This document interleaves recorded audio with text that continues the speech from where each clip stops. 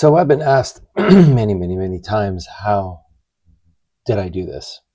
Or how is it constructed? So I thought, especially since the video, it's been up for quite a while and it's got a couple million views and everything. But people have asked me enough, so I wanted to give you some insight, especially if you're a filmmaker and you're curious and you've seen this video. It's like, well, how? I'll tell you step by step how I did it. And hopefully, you can find some insight in this. And maybe if there's 4 views on this video and one of you get something and say, hey, oh my God, I never thought of that will help in my next film, well, then it's all worth it. I'm wearing my Social Distortion tank top, vintage, random. Okay, so basically, first of all, we shot this in Vancouver. We shot this in Squamish, BC, and I only had 1 day with the real bears. So the sequence was shot over 2 days. 1 day was with the puppet bear, and the other day was with the real bear. And all I had was 1 day with that bear. So I shot everything with the actors and introduced a lot of the blood, because when you have a real bear on set, it was like the wolves too. They have like a laundry list of what not to do. You can't yell, you can't scream, you can't run around, you can't piss near them, which all makes sense, and especially not yelling and get them overly excited. I mean, when the black bear, we had 2 of them, which I'll get into. When they came out, it was like a superstar. They're in their trailer. I remember I first rolled up in Squamish where we're shooting the location, because the bears had to get introduced to the location and get comfortable before we shot it. And we pulled up and it was in its trailer, and the trailer was something right out of Jurassic Park.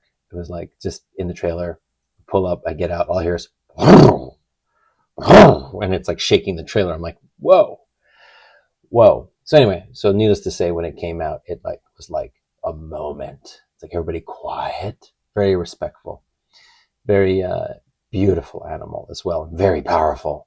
Because at first it came out and I was first introduced to it, I didn't get that close. You have to stay behind hot lines, and they actually don't make them hot when they shoot with them. The bear thinks it is, so they don't go near it. So it's like dental floss. It's like really thin. There's like 3 or 4 of them, very flimsy, and they just make a kind of perimeter.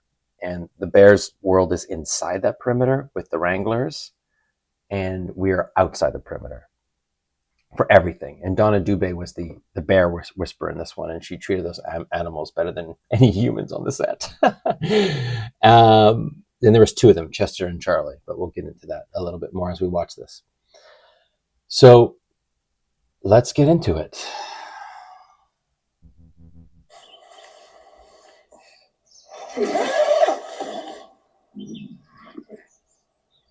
What? Alex? What? Stay quiet. So I had one shot with the bear and Alex, the actor, Jeff Rube. This is very important to me. So right here, when he unzips the tent, we see the side of his head and he looks, and it's the real bear to connect them. So the real bear is there and the actor is really there. I'll show it. It's coming up here. You're scaring me. What? Stay quiet. All this stuff here was shot the day before. Did he come back? That's Jeff. Opens. There's the bear. Now, in the raw, you'd see lines over the frame here. Those are the hot lines, because the actor was in the tent. So they were on the inside for safety with the lines, and the bear was in its perimeter. And then we just, drew them out. The VFX just painted them out so we don't see them. But that is a real bear, and it was huge. It was like 600 pounds, both of them, beasts. But it was very important to me to connect Alex and the bear. So when he turns his head, there's the bear.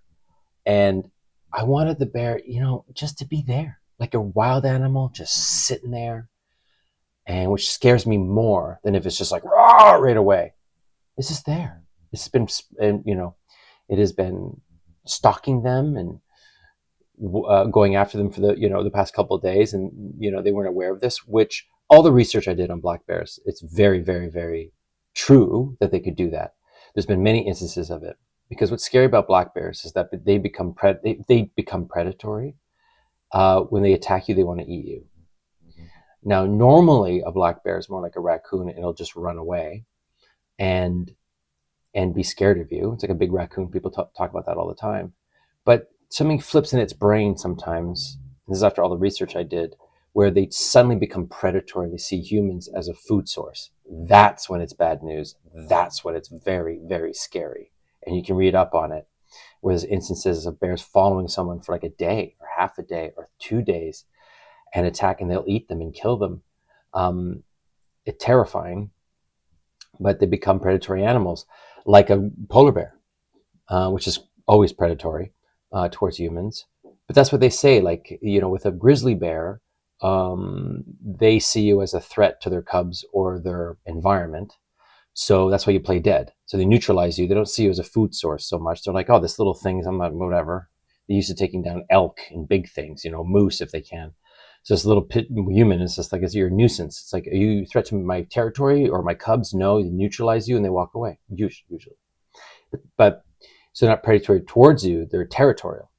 Um, and a black bear is the opposite. Usually will run away, but if it does approach you, especially if it's slow and stares at you and locks eyes with you and it's predatory and wants to eat you. That's why they say fight back. You have to fight for your life at that point. Um, so I was so surprised when I did all this research on the black bears, because I did come across a number of attacks that took people's lives and pretty scary stuff.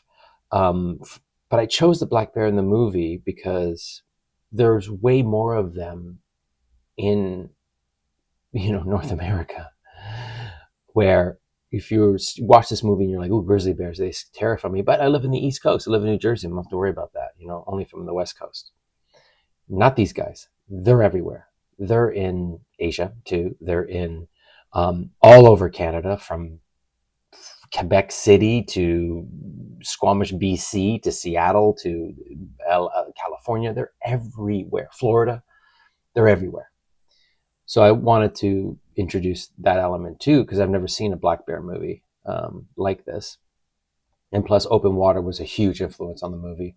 A lot of people got that when they watched the movie, but it was a huge influence. And the fact that they used blue, or I think black tip reef sharks, which is usually always great whites. But in this case, it was just like this reef shark, and there's just a scary. Okay, here we go. What the fuck is it doing? I love that. What the fuck is it doing?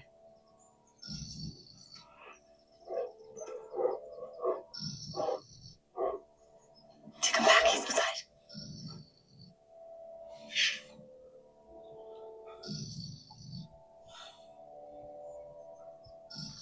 Please move on. I did this because I wanted to build it up as much as possible with the tension. And what better way? It's like being under the bed or something like that, or in the closet. Like, is the person getting closer? Is the person getting closer? Are they closer? Are they getting closer? And every time you look, they are. That's always terrifying for us as humans. We're scared of that. I mean, look at the great movie, was it Lights Out? Like, it just gets closer and closer and closer, and the bear's doing the same thing. And if you're in that situation and you're peeking out, you think, just please move on, please, just like move on. So that's why I created this. I wanted to build as much tension as the attack, so it doesn't just happen. So you have time to almost like just take it in and start getting nervous and being in their position of vulnerability.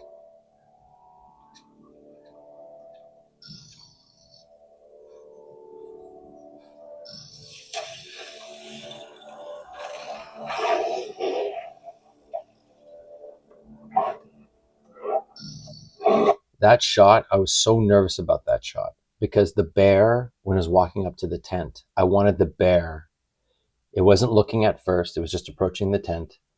But then when he unzipped it, it's looking straight at us, straight at him. I wanted to connect that. So it's like, no, I'm locked on you. I was walking around a bit, I'm approaching your tent, maybe I can move on. No, this time he opens it up and it's like, I'm looking right at you. The bear didn't do it, and I was really nervous after like 3 takes, and I didn't, they're very precious with the bear's time, obviously. So I had 3 takes, and like it was the third one, I believe. And he would always look away because I wanted to open it, and there he was. So we're timing it. We open it, and it's looking right at Jeff. And I was like, I was like, thank you, cinema gods. Because it's amazing how difficult that little moment is. Because 99% of the time, that bear is not looking inside that tent. It's looking for its food. It's looking around. It's looking for its trainer. So, thank you, cinema gods. What? Is it out there? Did he come back? What do we do? We don't have food in here. I know. To me, that's the scariest line in the movie, bar none. When I was doing a lot of research, I read this great book, and I believe it's called Backcountry. Anyway, it was talking about attacks and the vulnerability of humans in the wild with these animals and their history. And he goes through every single one, basically the brown bear, Kodiaks. He goes through the polar bear and black bears, and koala bears. No, he doesn't. When he was at this chapter about the black bears, and he was just like, when they're approaching your tent, you got food in the tent, and it's clearly, they're sniffing around food, and that includes lipsil. If you got lipsil in your tent, they can smell it, and they're curious, and a bear may come around your tent and sniff around. But it's terrifying when there's no food in the tent. There's nothing in the tent but you. So it's there for you. It's not there for the food. To me, it's just a terrifying thought. Where's my axe?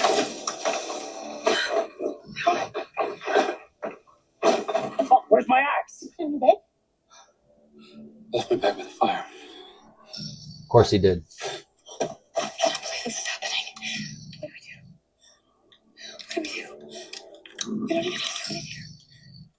She says it twice. That's how much I love the line. I'm Eric Christian, the DP, director of photography. I've worked with on 4 of my films. Like, he's in the tent with them. They're scrambling. It was fun because I was outside on the little monitor watching this, and he just, we were covering it, having fun, being wild with it. And yeah, it was a joy, because the actors were just so good. They were just so in the moment in this, because there's no bear. There's nobody. There's nothing. It's just Christian and them in the tent pretending there's a bear outside at this point, because this is the day before we shot everything prior to the real bear. Alexa. That little shot there we reversed that. Because I just thought it was a cool camera move. And I was with Dev, the editor, and I said, let's just reverse it and see what it feels like to feel this like disorienting feeling. And it worked out well. So we built this tension, and all right.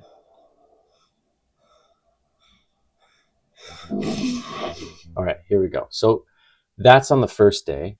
And as this is happening, that's me outside with a fake bear head, pretending to be the bear. I was making the noises and everything. Not the noises there. That's sound design. And I was so specific about the sound design. We went through we spent days and days on it to make sure it was just right, just scary enough, believable, with a lot of bass in it, and I think we achieved it. I'll say more about that later. But that's me just looking at the monitor with a bear head and playing around pretending to be the bear outside the tent. And again, this is the first day of shooting.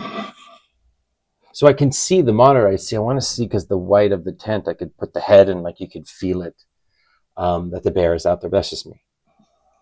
Again, building and building and building. Again, building that tension, right? Because you're feeling what he's feeling. I love it. That's me, obviously.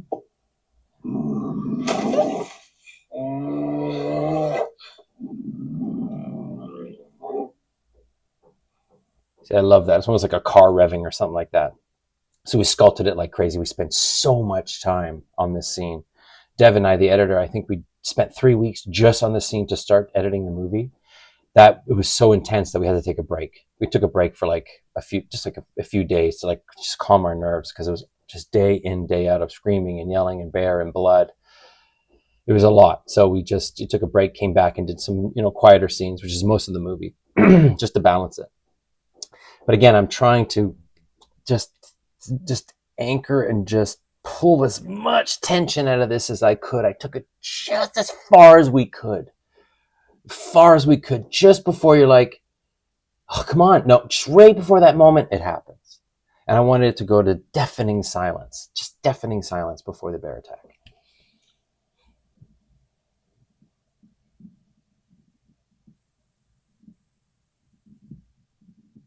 That's weird. Okay. So yeah, I wanted to get that impact of like a, being hit by a car. It just kind of barrels hits the tent, comes in, there's rips, there's that. They're just scrambling. And that is a real bear in the tent. So what I did was on the day with the real bear, we put the tent in the hotlines. We put the tent in the hotline so the bear can go in the tent, and Christian, the DP, and me and him are beside each other. And we're looking at the bear like this, like really, really, really close as the Wranglers let us. But the camera was right there because I wanted to be really intimate with the bear. So Christian's in there with the camera right at the hotlines where the bear, we're face to face.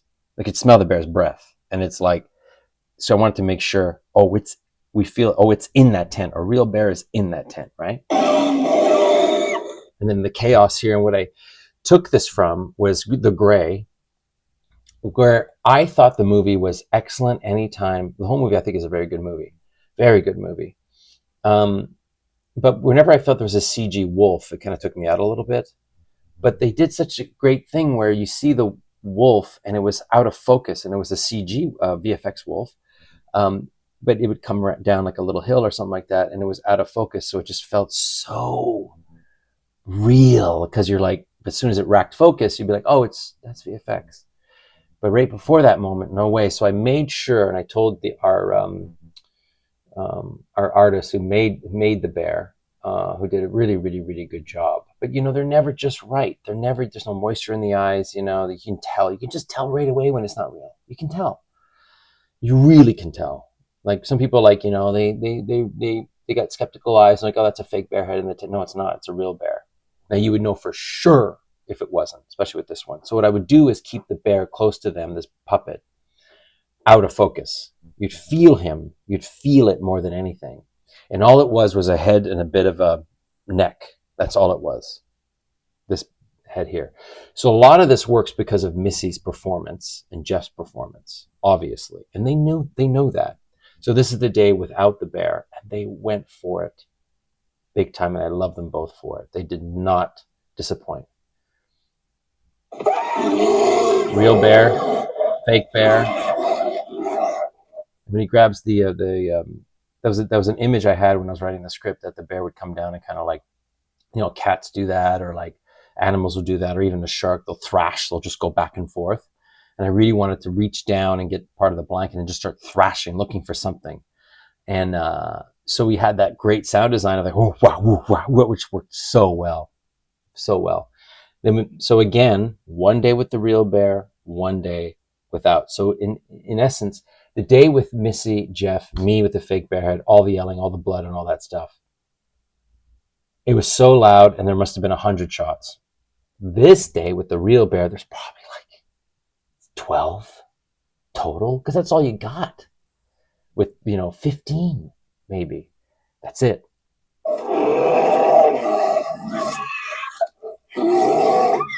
There's also a strong image I had. So I had them build one right arm and paw of the bear, and then the bear neck to the head to do the puppet stuff on the other side, facing them, so it's out of focus in our foreground, and cutting back to the real bear so you feel like they're connected.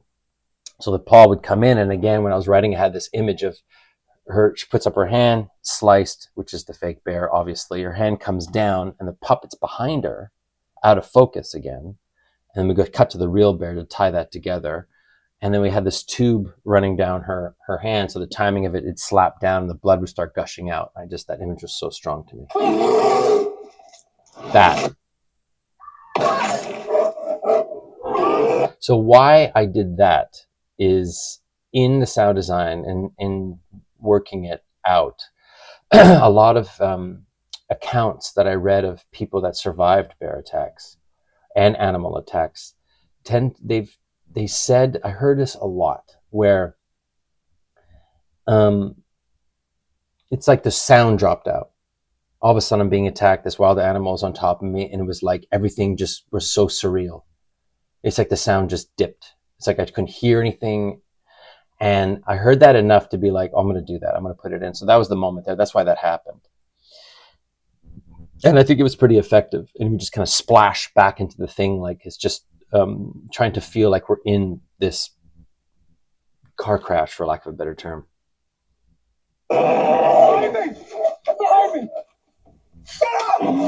Real bear, fake bear.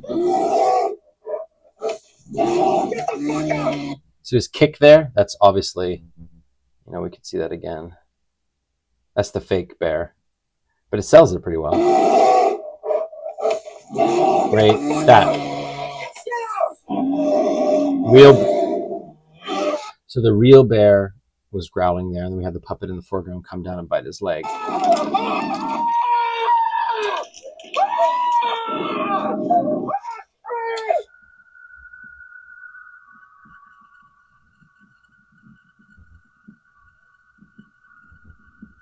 So right there, that is the, we're looking towards the outside of the tent. That is the puppet on the first day of shooting the bear attack sequence, and them just going for it.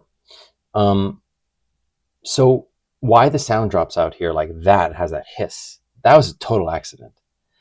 What happened was, in the assembly,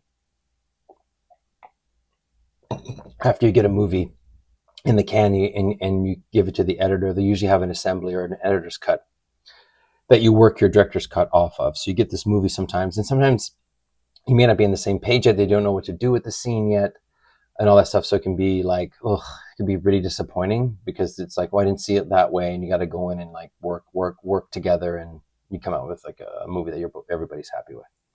But that first initial assembly cut can be really like, like just so disappointing. You're like, I shot that? It was crap. Oh my God. But no, anyway.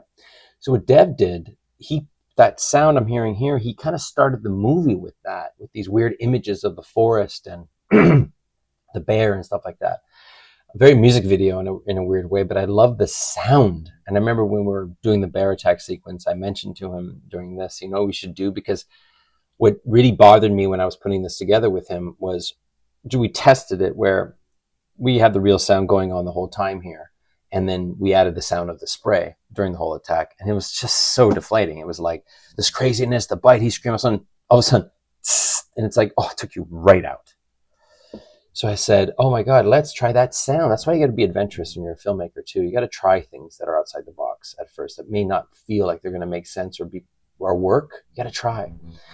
So he's like, okay. So he rummaged to find that sound that he put in the assembly, and we placed it here. And when we put it on and he placed it in and we watched it back, we both nearly fell off our chair because we're like, that's perfect. That works, right? And so I always get a nice kick out of when reviewers would mention the strength of the scene because of this, or this added to it in a big way. And it's like, great, happy accident. It was so great. We used it again. And here she has the bear spray, and that's the stream coming out is VFX. That's fake bear spray. And that was a real bear there. We just added the VFX of the spray. And the wranglers knew I needed to be in the tent and walk away from the tent. So I did this like 2-3 times and just walked away. Sometimes we sped up some certain shots to make it more impactful. But the bear's doing everything we wanted it to do. And also realize when you're doing a sequence like this, the whole thing was storyboarded. Like every minute, every second, every moment that spikes in this scene, they're all drawn, and you want to be malleable on the set in case something interesting happens, but you have to have like a really good foundation, because you're going to, you could be there all day and not get anything you want, or just you wing it. You can't do that with animals like this on set, or the blood and the special effects, because they're going to ask you like, oh, when does the blood come in? Because I like to do is kind of progress as I go, and I do this on Slasher as well, where once I introduce the blood in the scene, I don't go back, because it takes so much time to redress them and do this. You just don't have the time in independent films or low budget TV and stuff like that, because you'll never get the scene. So you try to like block shoot enough, and it spends less time to turn the light around than to turn an actor from bloody to clean. So that's why I do that. So I would shoot everything that I needed from them, but as soon as that blood was on her arm, we continue. Same with his leg. I'm gonna. I know, just. Oof. Okay, so that's David Scott, who I think he teaches now, but he was the prosthetics. He was our special effects guy. He built that leg and he built that piece and everything. And he had a bloodline coming in, and I'd ask him, we'd be shooting, and Missy would be like working the leg, and I'd say spray, and he'd be like, so you see it, because I said that's going to stick in people's minds. That's going to stick in people's minds. Not so much the bite, but that little of blood is gonna it does in mine anyway. And it looks so realistic. And I showed him pictures of like I want it to look like this, so it's not over the top. You see a bit of bone. You see how vicious they can be. And like being bit by a big wild animal is no joke. And that's why the scene is like that.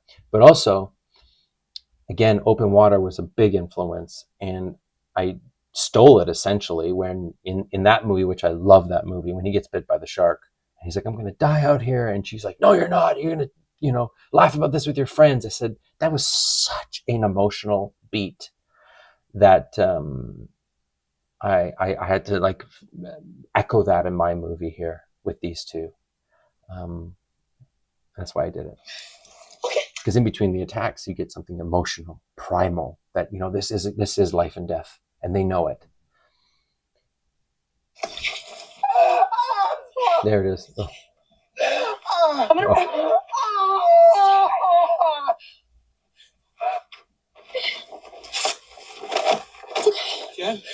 Jen, I can't feel my foot.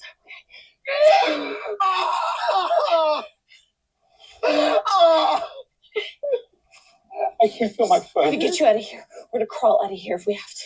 You hear me? Oh my God! I'm gonna fucking die out here. I'm not. I'm gonna fucking die. Alex, you're gonna be fine. They're so good. I remember shooting this with Jeff, who plays Alex. He did one take. He did a few takes. We moved on. It was solid. It was good. I had to move on for time, and I moved over to Missy. And Missy, I love Missy. I love working with her. She's so passionate, and she has, I don't know, she just never phones it in. She owns every moment. She's very brave and so much fun to work with, and we get along really well. And like I remember Tarantino was saying, like, oh, Uma Thurman, I'm going to know her for the rest of my life, and I love her, whatever. I feel that way about her because we've done these 2 movies together, and I'm very grateful to her and her performance.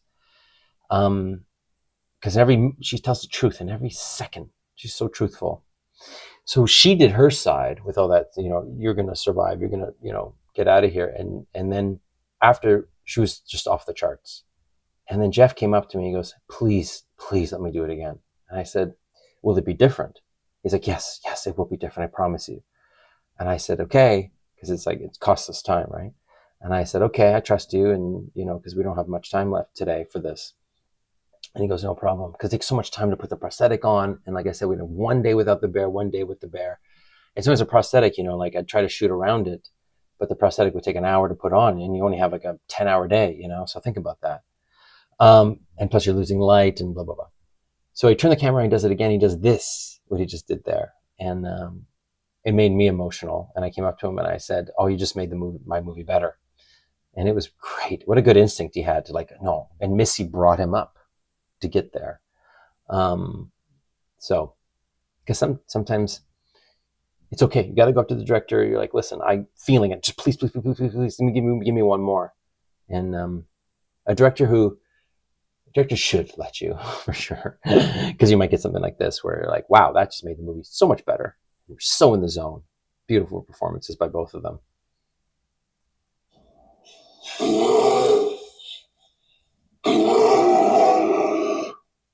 We added, that was just the bear doing its thing, and outside we're getting these random shots. We had like a library of shots that we wanted to get at one point for stuff like that, and we just added the VFX, put some blood on its snout, because in the when we did the rough cut, it was really strange to see the bear like really clean. And here I had them, we used that arm again that sliced Missy's hand. So I had this image as well of a low angle, just kind of steps in like coming back for more. And I wanted that to be the entry point, the low angle, the pause in the foreground, Gadash, and then comes in. Boom, right there.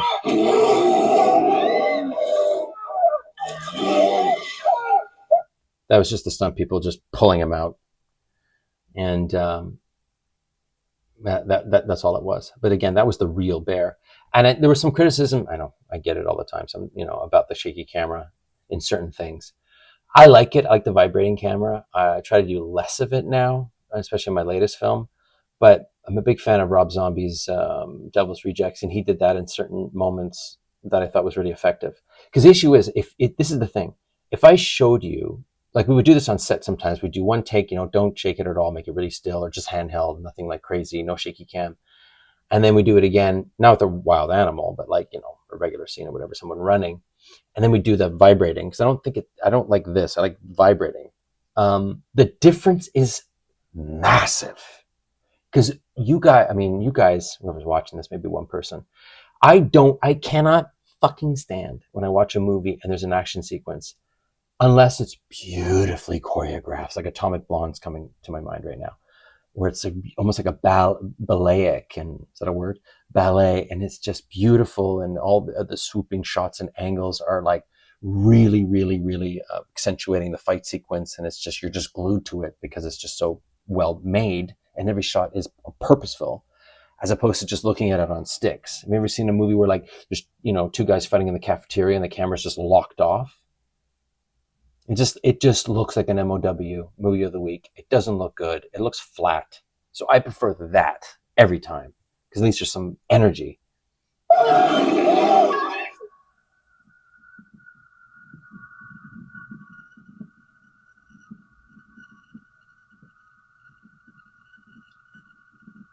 That was not in the. I just knew I was going to do that day before shooting.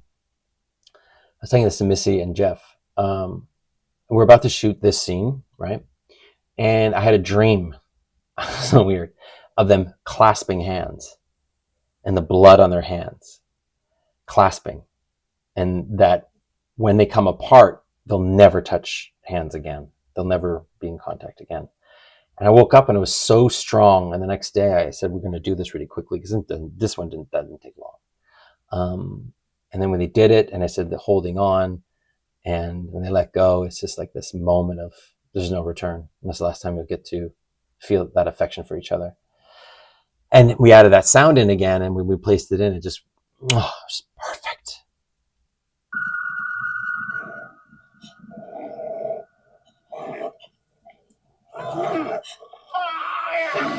I always knew, even when I was doing the storyboarding and everything and writing the script, that most of it will be from her just hearing it, which I always think is very terrifying. She's just hearing what's happening, and we get these glimpses, just these glimpses. And I owe this to my wife, actually, in many ways, because when I first wrote the script, I didn't give the glimpses. You just heard everything. When she left the tent, you saw the after effect. And my wife read the script, and she actually liked the script a lot. And then I asked her, I said, the bear attack sequence, do you want to see anything? Like, see it at all? She's like, oh, yeah, at least just a little. Yeah. Yeah. And I was like, okay. And I got the idea from the strangest places. I'll get to that in a second. And this was shot on the day without the bear, so that's all Missy emoting that. Wonderful performance.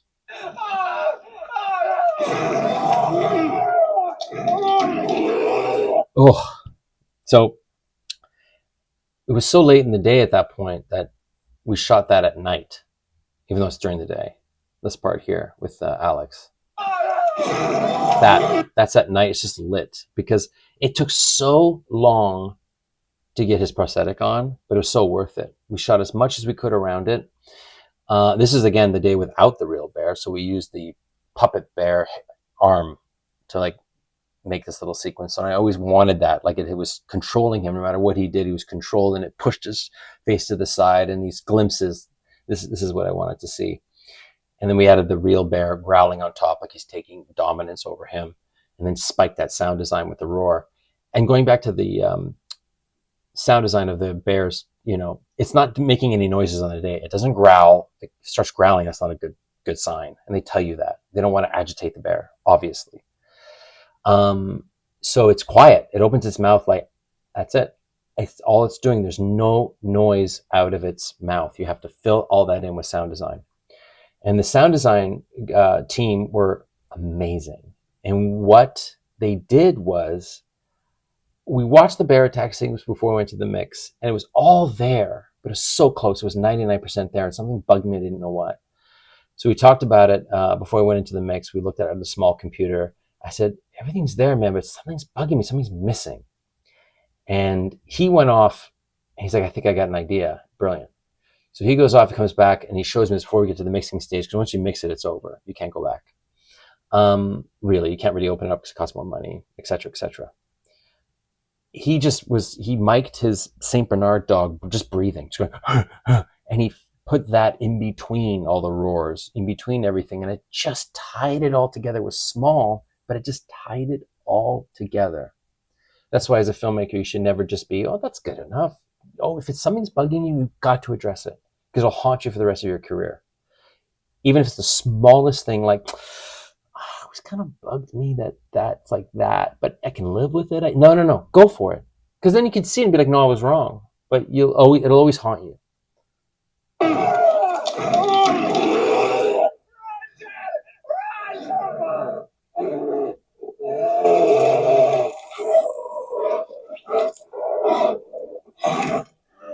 So that one, I always had the image of, on the you see it on the cleaner side, and you can barely see it. This whole face hanging off, and he's trying to crawl away, but the bear just slaps him down again. I mean, that image was very, in my mind for that moment. And all that was shot at night as well. It was just lit to look like day, because we're so close, because we had that control. But I got part of that idea from, of all games, like I think it was God of War 3. They had these great close-ups of this fight sequence, and there was a moment of like, that felt like that. I said, I'm going to do that, but with the blood and this, and the sequence would be a little different, but that perspective. So it came from God of War. So you never know where your inspirations can come from.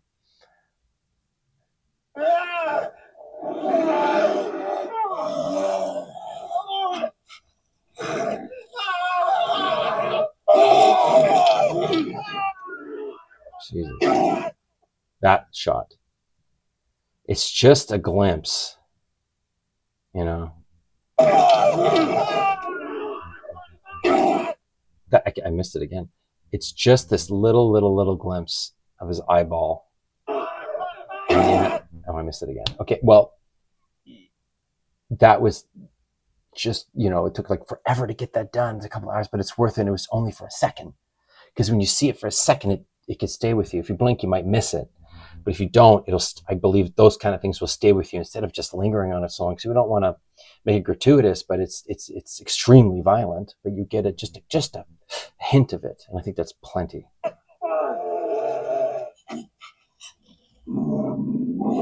We got lucky there. That was a one-shot deal, and it happened right away. We had the bear. It was eating its little lunch in the fake body. Missy leaned out. This is the day with the real bear, obviously, and hotlines, wherever the bear is in, just imagine that he's always in the hotlines, and we're not. So there's tents outside the hotlines. We'd move the tent around the hotlines to make the perspective work. And then Christian's right beside her, right behind Christian, the DP, and we just leaned out, and there it was, and it's waiting for us, and it was perfect because it's looking right at her. I didn't expect that. It made it even better.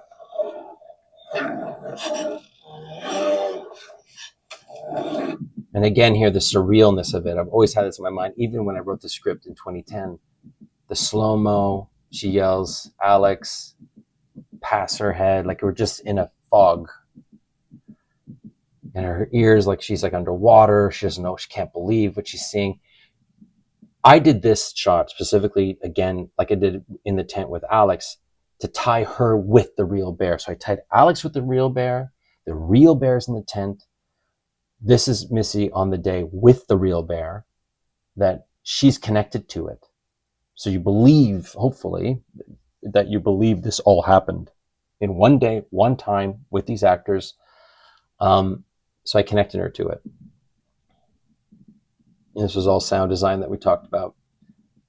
Like it's so surreal to her. She's kind of like almost knocked out. Her senses are overloaded, and then she wakes up. That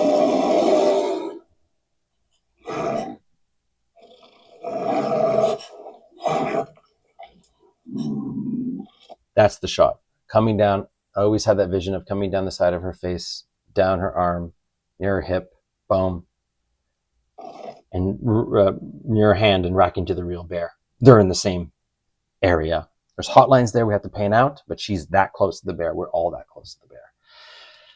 So working with the trainers, Donna told me, well, you're going to have to do everything and then it's going to eat. And when it eats, it's over. It's done. He'll get treats along the way. You know, everything is worked out.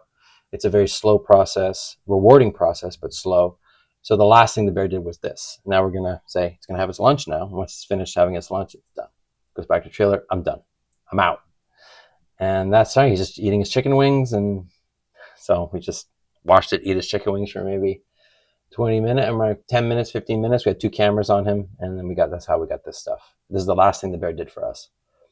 And again, like when he's roaring over the body, that's just like, you know, roaring, nothing, just going, and we just filled in all the sound design. And also we got very lucky because the bears won't work in the rain. And to match, I didn't want it to be a sunny day. I want it to be cloudy. So I was really thanking the cinema gods this day going, well, not only did the rain stop, because we're in Vancouver, it rained for 4 days and the bears weren't going to work in the rain. I don't know what we're going to do. But it didn't. There's no rain. It was a little moist. It was misty, and there was no sun, and it was cloudy, and it was just perfect.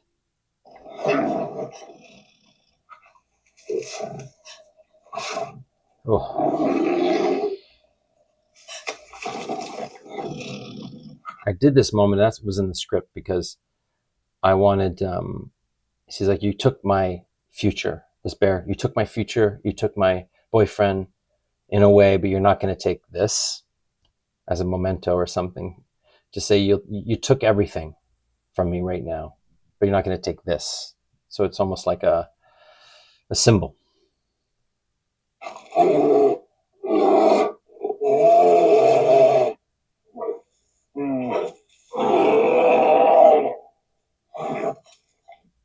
So Jurassic Park also was a huge influence on me on this. I was talking to the producer early on, explaining that I didn't want any music during the attack sequence, you know. I think he was pretty surprised at first, but I was like, I didn't want any techno drums. I didn't want any like gung gung gung gung gung gung gung, all this craziness. Take away from it. I want it to be, the sound design was the music. It was audible, as if you were there, as if you were in it.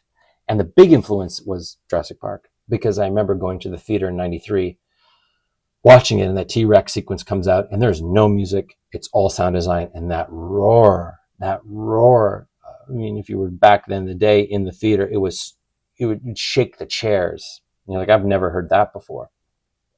So I wanted to really emulate that. That the roar was almost like a character. So that's why I did it. That's why he did that last roar there.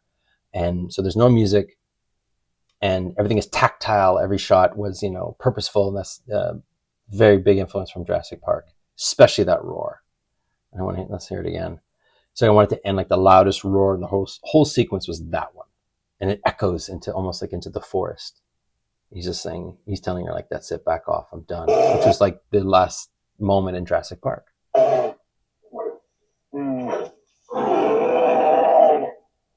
That.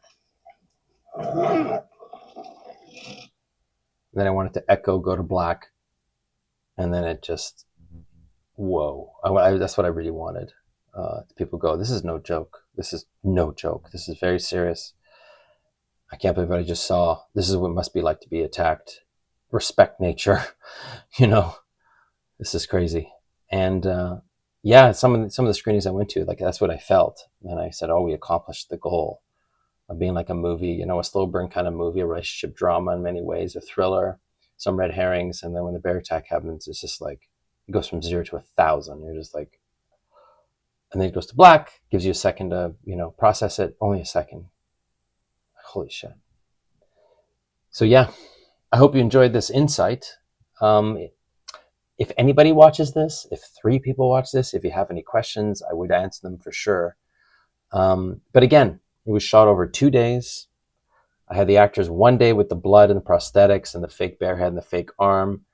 I shot block shot, all that stuff. And then the next day I was with the real bear. So it was very quiet that day. No one's talking, no one's doing anything. And all I needed was to plug the holes of all the shots I needed with the real bear. And luckily, Donna and her team were fantastic. But you have to have a plan. You know, if you're a director and you're working with real wolves, like I did, or even kids, you know, in a way in movies, you know, you have to be very precise, because their time is very precious on set. So like Donna, she, you know, I gave her a list. I did like a pre-visualization of the scene with my cat, or my wife's cat, and a little tent, which I could show you eventually. It's on the Blu-ray, I think, or the DVD as a special feature. So I showed her that, and I showed her every single shot, you know, like whatever that was. I need the bear to do this. She didn't really care about like the puppet, the blood, this. She didn't care about that. She's like, no, I want to know what my bears are doing exactly. Would you like them to do? And I'll say what you're limited in. And I would just very precisely go, I need this. And she would take them all. And then she would tell me it's best to do this, the first one, because the bear is going to be energized, or like, you should do this one later. You should do like, so you have to respect them. You have to listen to them because they know those bears better than you do.